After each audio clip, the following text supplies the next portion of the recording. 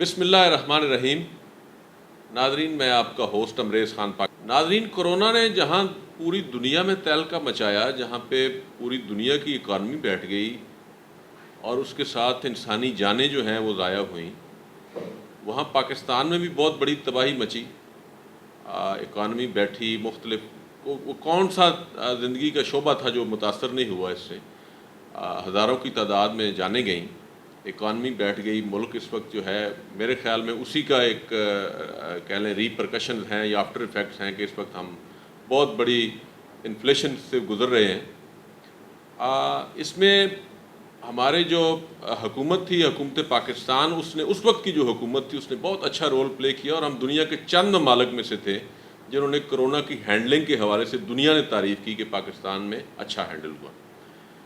آج میرے ساتھ جو شخصیت موجود ہیں، پروفیسر ڈاکٹر محمد شریف ملک صاحب، کنسلٹنٹ فزیشین ہیں، پلمونالوجسٹ ہیں، ایم ڈی میڈیسن کیا ہوا ہے، گولڈ میڈلسٹ ہیں اس میں، اور بہت سارے ان کے کریڈٹ پہ ان کے آنرز ہیں، ان کے کریڈٹس ہیں۔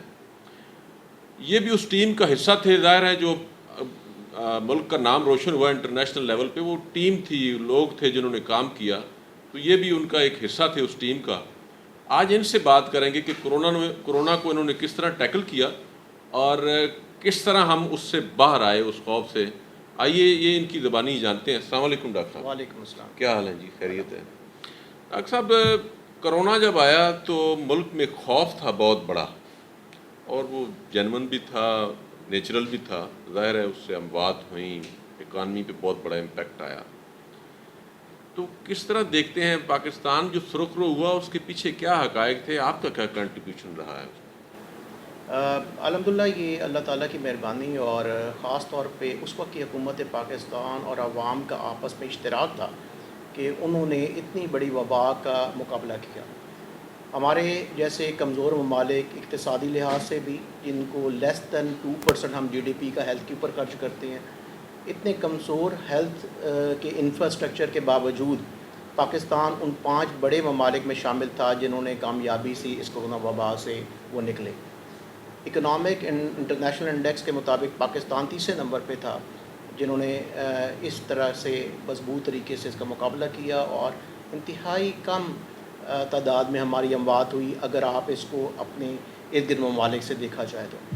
اور یہ 4-5 ڈفرینٹ سٹرینز کی 4-5 ڈفرینٹ جب سرجز آئی تو اس دوران عوام اور حکومت کی یکجہتی اس میں بروکار لی۔ اس میں سب سے پہلا کریڈٹ تو یقیناً ڈاکٹر صاحبان، پیرامیڈکس وان اور ہیلتھ پروفیشنل کو ہی جاتا ہے کہ جنہوں نے اس کا بھرپور مقابلہ کیا، اپنی زندگی، اپنے خاندان کی زندگیوں کو انہوں نے خطرے میں ڈالتے ہوئے لوگوں کے لیے سہولت کا باعث بنے اور پاکستان کامیابی سے نکلا۔ دوسرا اہم یقیناً کریڈٹ جو جاتا ہے وہ حکومت پاکستان کو اور NCOC کو جاتا ہے۔ میں یہاں پہ یقیناً ان کا ذکر ضرور کرنا چاہوں گا، کیونکہ اتنی بڑی وبا تھی اور اس وقت اس کے بارے میں کوئی گائیڈ لائنس بھی نہیں تھی، ایک نیا وائرس تھا، تو جس بھرپور طریقے سے حکومت اور افواج پاکستان ایک پیج پر آئے اور NCOC کے ادارے کے تھرو اور NDMA کے تھرو انہوں نے ایک حکمت عملی کے مطابق اس کو ٹیکل کیا، تو یقیناً دونوں کو کریڈٹ جاتا ہے۔ اس وقت کی عسکری اور سیاسی لیڈرشپ دونوں کو یہ کریڈٹ جاتا ہے کہ انہوں نے بھرپور طریقے سے اس کا مقابلہ کیا۔ پچھلی 1 دہائی میں ہمیں جہاں پہ ڈیفرنٹ چیلنجز کا سامنا کرنا پڑا، ان میں 2 تھے، ایک کووڈ پینڈیمک اور اس سے پہلے ڈینگی انڈیمک۔ تو میں یقیناً چاہوں گا یہ بتانا آپ کو کہ 2 حکومتیں آئیں اور دونوں حکومتوں کو یہ موقع ملا اس سے نبرد آزما ہونے کا۔ تو اس وقت وزیر اعظم جو ابھی ہیں، وزیر اعظم میاں شہباز شریف، وہ وزیر اعلیٰ پنجاب تھے، تو مجھے اس میں بھی ان کے ساتھ کام کرنے کا موقع ملا۔ تو اس وقت بھی بھرپور طریقے سے ہم اس سے باہر نکلے، اور سابقہ وزیر اعظم جناب عمران خان صاحب کی سربراہی میں حکومت پاکستان نے جس بھرپور طریقے کے ساتھ اس کووڈ کا مقابلہ کیا، وہ بھی ایک قابل ستائش ہے۔ ڈاکٹر صاحب، اس میں کوئی شبہ نہیں ہے، مجھے خود میں ڈینگی کا مریض رہا ہوں، مجھے ڈینگی ہو گیا تھا۔ جس طرح شہباز شریف صاحب نے کام کیا، یہاں پہ ہم پولیٹیکل اس سے باہر آ کے بات کریں گے، کسی کو ہم نے مطلب نہیں ڈسکس کرنا اس حوالے سے۔ اس میں کوئی دو رائے نہیں ہے کہ شہباز شریف صاحب نے ڈینگی کو بہت اچھے طریقے سے ٹیکل کیا۔ آپ لاہور سے، میں ایک دفعہ نکلا یہاں سے تو فیصل آباد جاتے ہوئے راستے میں جو بھی بڑی بلڈنگ آئی اس کے اوپر ایک بینر لگا ہوتا تھا ڈینگی کے خلاف، تو یہ اویئرنیس تھی یہ انہی کا کریڈٹ تھا. مجھے پتہ چلا جی کہ وہ شام صبح 5 بجے آفس آ جاتے تھے یا 6 بجے اور ٹیم کو بھی بلا لیتے تھے. اس کے بعد عمران خان کی حکومت میں ہم نے کرونا کو بہت اچھے طریقے سے ٹیکل کیا، جیسے ابھی آپ نے فرمایا کہ ہم دنیا میں تیسرے نمبر پر تھے. یہ کون سے فیکٹر تھے؟ ہم تو معذرت کے ساتھ اور بدقسمتی کہہ لیں اس کو کہ کسی بھی شعبے میں ہم مطلب ایکسٹرا آرڈنری نہیں پرفارم کر سکتے. تو یہ کون سے فیکٹر تھے، وہ کون سی اسپرٹ تھی کہ ہم اتنا اچھا پرفارم کیا ہم نے، اور یہ دوسرے میڈیکل کے فیلڈ میں یہ اسپرٹ کیوں نہیں آ سکتی؟ دیکھیں، بنیادی طور پہ ایک چیز اہم دیکھنے والی یہ ہے کہ جب پاکستان کے ادارے جو آپ کا آرگنائزیشنل سٹرکچر ہے اور حکومت یکجہت ہو کے کسی کام کو بھی کام کرنے کا ٹھان لے اور عوام کی سپورٹ بھی اس میں شامل ہو، تو وہ آپ کو نتائج عام دور کی بنسبت بہت مختلف نظر آئیں گے، اور دونوں دفعہ ہمیں یہ دیکھنے کو ملا.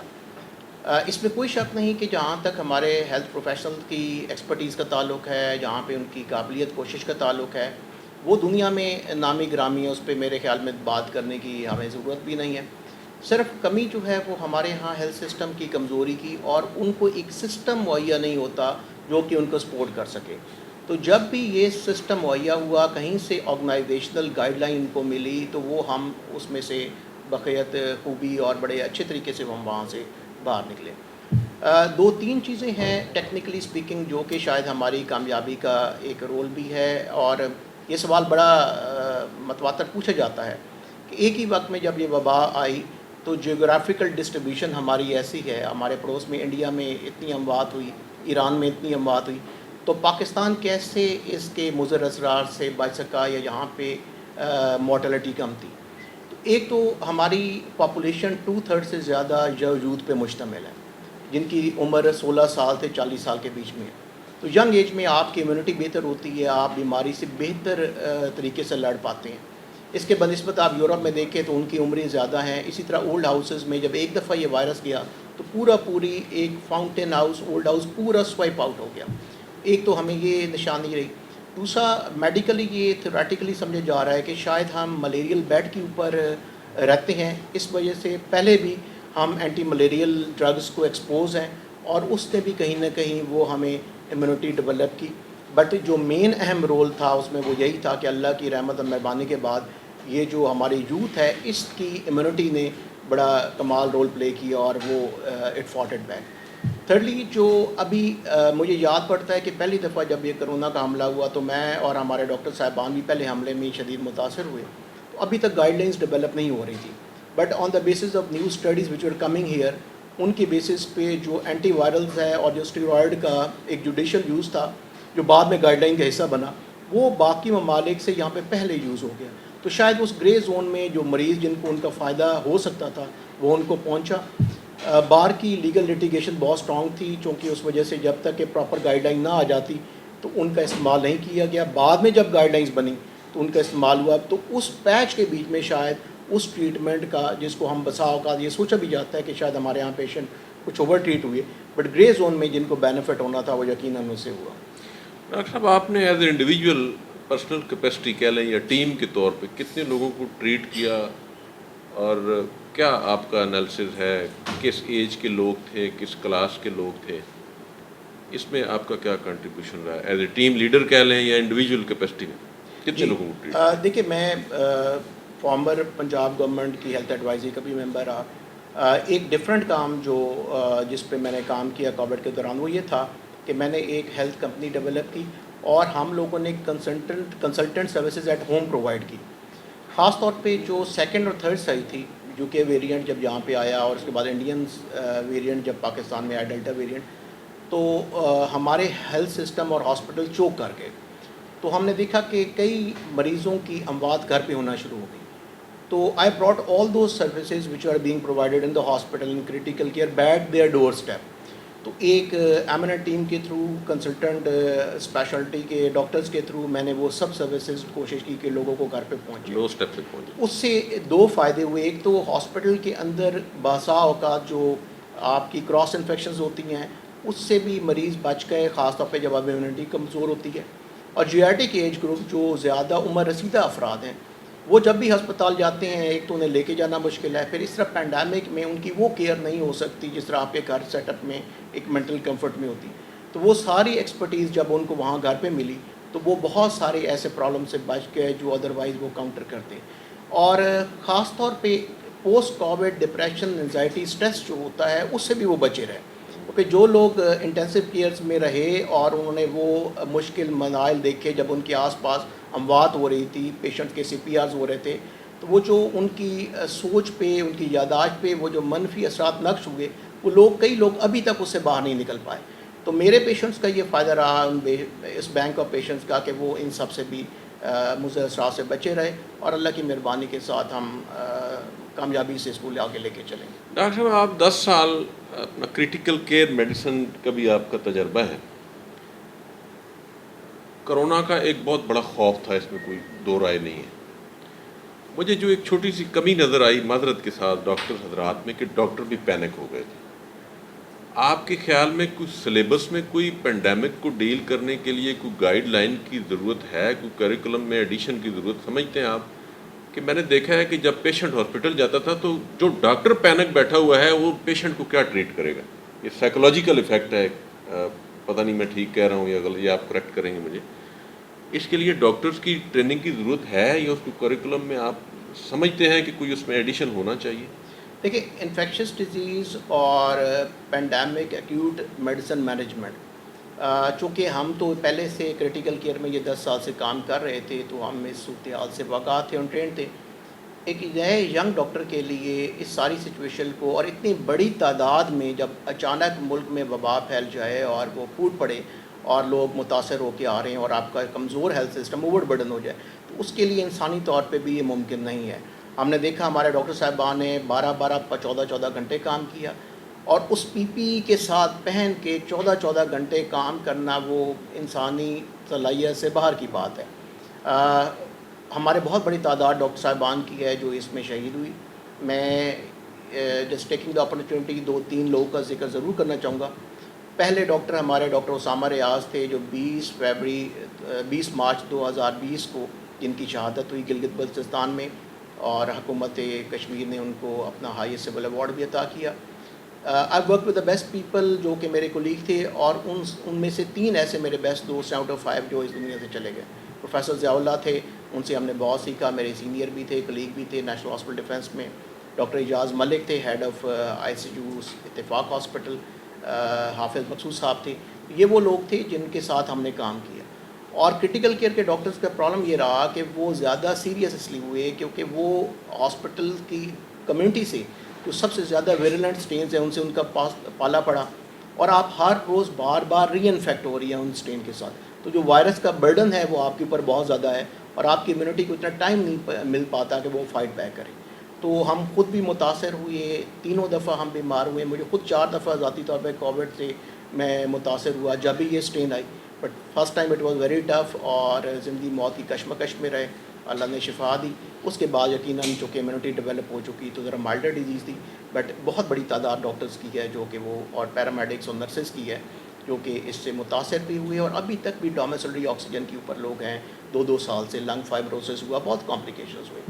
تو میرے خیال میں تو جس طریقے سے ہمارے پیرامیڈکس نے, ڈاکٹرز نے اور تمام ہیلتھ سٹاف نے کام کیا وہ خراج تحسین ان کو پیش کرنا چاہیے. اور بغیر کسی سروسز کے, آپ یہ دیکھیں کہ شروع میں PPEs بھی اویلیبل نہیں تھیں, اس کے بغیر بھی وہ آگے گئے, وہ متاثر ہوئے, ان کی فیملیز متاثر ہوئے. تو یہ کمال تھا, اور یہ اوور ویلمنگ رسپانس تھا ان کا, اس پوری کمیونٹی کا, جس طرح انہوں نے کام کیا. دوسرا, میں یقیناً یہ جو میرا ذاتی خیال یہ ہے کہ کسی بھی میڈیکل ٹریننگ کو اور جو اس فیلڈ میں آئے ان کو ایک روٹیشن انٹینسو کیئر کی ضرور ہونی چاہیے, ہمارے کریکلم کا حصہ ہونا چاہیے. کیونکہ یہ ایسا شعبہ ہے کہ عام آپ کی زندگی میں, سڑک پہ, گھر میں, کسی بھی حادثے کی صورت میں آپ کسی بھی انسان کی جان بچا سکتے ہیں اگر آپ کی اس میں ایکسپرٹیز ہو. تو یہ ہونا چاہیے. آپ کے خیال میں وائرس جو ہے یہ ابھی ہے یا اس کا خطرہ ٹل گیا ہے؟ اچھا, اب ہم موو کر چکے ہیں پینڈیمک سے اینڈیمک کی طرف. اب بظاہر اس کی وہ ویرولنس نہیں رہی جب سے ویکسینز آئیں, اور ویکسینز نے بڑا کامیابی سے اپنا کام کیا.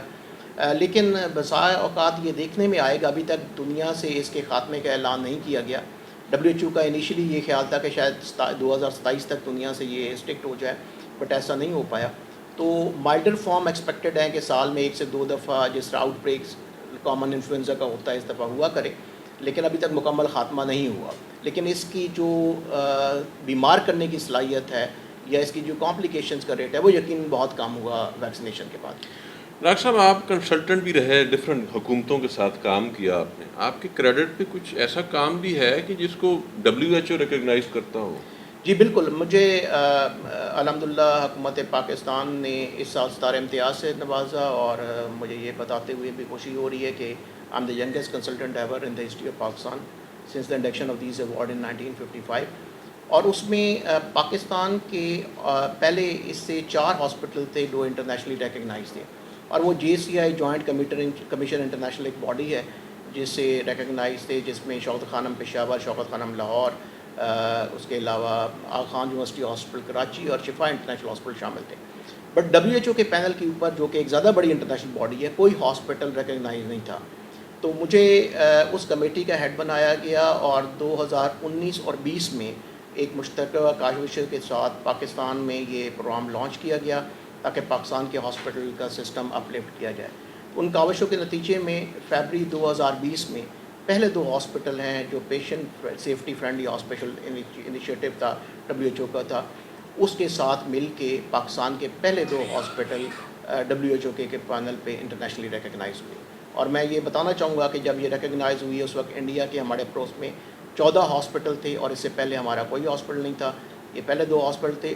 ابھی تک یہ 2 ہی ہاسپٹل ہیں، جس میں انڈس ہاسپٹل کراچی ہے اور طب ہارٹ انسٹیٹیوٹ کراچی ہیں. دونوں کو WHO نے اپنے پینل پہ ریکگنائز کیا. اس میں آپ کا کیا؟ میں اس ٹیم کا ہیڈ تھا آپ جو بیسیکلی یہ سارے کو مانیٹر کر رہی تھی اور لے کے چل رہی تھی. اور اس کے ساتھ WHO کے اس وقت کے ڈائریکٹر تھے آپریشنز ڈاکٹر ذوالفقار خان، وہ بڑے انوالو تھے. پروفیسر باری خود جو کہ انڈس کے ہیڈ ہیں، ان کی بڑی کوآپریشن رہی ان کی اسٹاف کی. تو یہ کاوشوں کے نتیجے میں 2020 میں یہ کامیابی ملی. Patient safety friendly hospital initiative. Doctor صاحب 2005 میں زلزلہ آیا، 2010 میں فلڈ آیا، 2022 میں پھر فلڈ آیا، بڑے ہیویلی لاس ہوا، بلین آف ڈالرز کا نقصان ہوا پاکستان کو. اس میں بھی کوئی آپ کا رول رہا ہے، کوئی فیسیلیٹیشن؟ 2005 کے زلزلے میں، زلزلے سے 3 دن کے بعد ہم پہلی ان چند ٹیموں میں سے تھے جو کہ وہاں پہ والنٹیئرلی پہنچے، اور گڑھی حبیب اللہ اور مظفر آباد اپر چھتر کے علاقے میں ہم نے اپنی کارروائی کی. رمضان کا مہینہ تھا، مجھے یاد پڑتا ہے. اور اس میں پاک فوج کے ساتھ مل کے پہلا تو ریسکیو آپریشن تھا. اس کے بعد جتنے ٹراما آ رہا تھا، جتنے مریض آ رہے تھے، ان کی پھر نگہداشت اور وہ سارا کام بھی کرتے رہے. تو تقریباً 2 سے 3 ہفتے وہاں پہ قیام رہا اور ہم ان کوششوں کا حصہ رہے. اس طرح 2010 میں جب ساؤتھ پنجاب میں فلڈ آیا تو میں ٹیم لیڈ تھا پنجاب گورنمنٹ کا جنرل ہاسپٹل لاہور کی طرف سے. تو ایک جگہ ہے راجن پور، بالکل فار آف ہمارا آخری ضلع ہے پنجاب کا. تو مرغئی ایک پوائنٹ ہے جو ان کا بیسک ہیلتھ یونٹ تھا، اور ڈسٹرکٹ ہیڈ کوارٹر بھی اس کے ساتھ ایفیلیٹڈ تھا. تو وہاں پہ ہم تقریباً 3 ہفتے ہمارا قیام رہا، اور اس کو مانیٹرنگ بھی کرتے رہے اور ہیلتھ کیمپس بھی لگائے، اور ان کو جو امداد مہیا ہو سکتی تھی وہ ہم نے وہاں پہنچائی. اسی طرح وزیر اعظم صاحب کی خاص ہدایت کے اوپر 2022 میں اکتوبر میں جب یہ دوبارہ پھر سیلاب آیا تو ساؤتھ پنجاب میں بھی میں نے ان تمام کارروائیوں میں حصہ لیا اور ریسکیو آپریشنز کا ہم حصہ رہے. ڈاکٹر صاحب آپ نے being a team leader 2 hospital جو ہیں ریکگنائز کروائے WHO سے. کوئی فارمولہ آپ کے پاس ہے کہ ہمارے پبلک ہاسپٹل، نیو ہاسپٹل ہے، جنرل ہے، جناح ہے، گنگا رام ہے، اچھے ہو جائیں، صاف ستھرائی ہو جائے، صفائی ہو جائے، پیشنٹ فرینڈلی ماحول بن جائے؟ کوئی فارمولہ ہے آپ کے پاس؟ بالکل ہے، بلکہ یہ patient friendly hospital initiative basically تو پورے پاکستان میں لانچ کیا گیا. پنجاب میں بھی اس میں کئی ہاسپٹل سلیکٹ کیے گئے. بٹ مجھے جو نظر آیا وہ یہاں پہ ایڈمنسٹریٹو اسکل اور پولیٹیکل ول 2 چیزیں ہونی چاہیے. اگر اس کو ساتھ لے کے چلا جائے اور حکومت وقت یہ تعین کر لے کہ ہم یہ کام کرنا، تو میرے خیال میں کچھ بھی اس میں ناممکن نہیں ہے. یہاں پہ یہ کوشش ہوئی، ہاسپٹل کی حالت ہزار بہتر ہوئی، بٹ ڈیفینیٹلی اس اسٹینڈرڈ پہ وہ نہیں پہنچ سکے جہاں پہ ان کو پہنچنا چاہیے تھا، اور وہ ان کو پنجاب سے کسی ہاسپٹل کو ریکگنیشن نہیں ملی. جی تو ناظرین، آپ نے ڈاکٹر صاحب کی گفتگو سنی. ان کا کہنا تھا کہ پولیٹیکل ول اور ایڈمنسٹریٹو اسکل کی ضرورت ہے. یہ جو ہمارے پبلک ہاسپٹل کی حالات ہیں، جو جہاں پہ پیشنٹ کو علاج بہت اچھا نہیں مل سکتا، یہ سارے مسائل حل ہو سکتے ہیں. ول کی ضرورت ہے. اسی کے ساتھ اپنے میزبان امریز خان کو اجازت دیجیے. نیکسٹ ویڈیو کے ساتھ پھر حاضر ہوں گے. اللہ حافظ.